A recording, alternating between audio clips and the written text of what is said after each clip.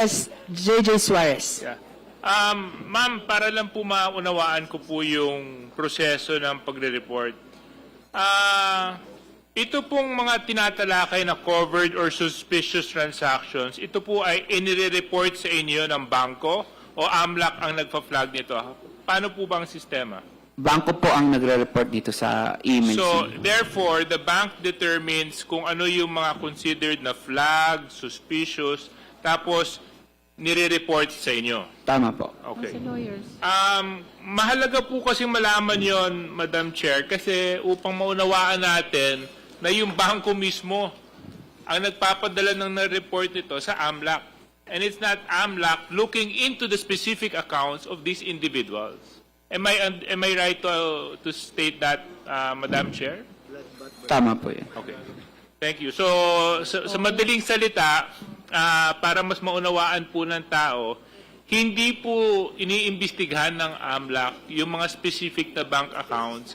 Yung mismong report, ang pinanggagalingan po nito ay yung bangko mismo. Sila ang nagre-report sa AMLAC.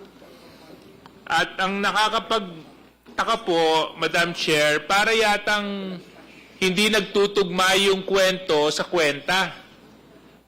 Dahil sa SALN kanina na binabanggit po ng ating kasamahan na si Congressman Terry Redon, may mga sinabi na may cash on hand, kaso lang base sa pasok at labas ng pera, mas malaki po yung nai-report ng AMLAC at ng mga bangko sa AMLAC kaysa sa doon sa lumalabas sa SALN. So, pwede ko rin po bang masabi, Madam Chair, na maaari AMLAC na hindi pa kumpleto ang report kasi ang sabi niyo po, bangko lang po nagre-report sa inyo. So there may be other transactions that may have not been reported to you because they may have thought that those were not suspicious, neither were they flagged. Am I right to assume that? Tama po, because ang nire-report po ng bangko sa AMLA, AMLC ay halimbawa yung mahigit 500,000 or kung suspicious. Kung hindi po mahigit sa 500,000 yan, hindi po i-report sa AMLAC. So maaari po o maaari rin wala na meron transaction na mas mababa pa sa 500,000 na hindi na po na i-report sa amin. Di ba maaari din pong sabihin na pwede pang lumobo tong numero na to?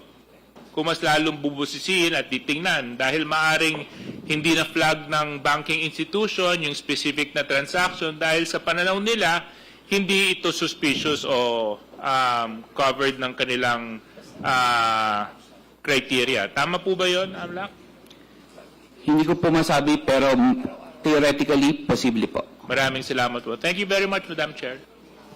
Honorable Redon. Madam Chair, just to expedite the reporting on Attorney Carpio, can we just state for the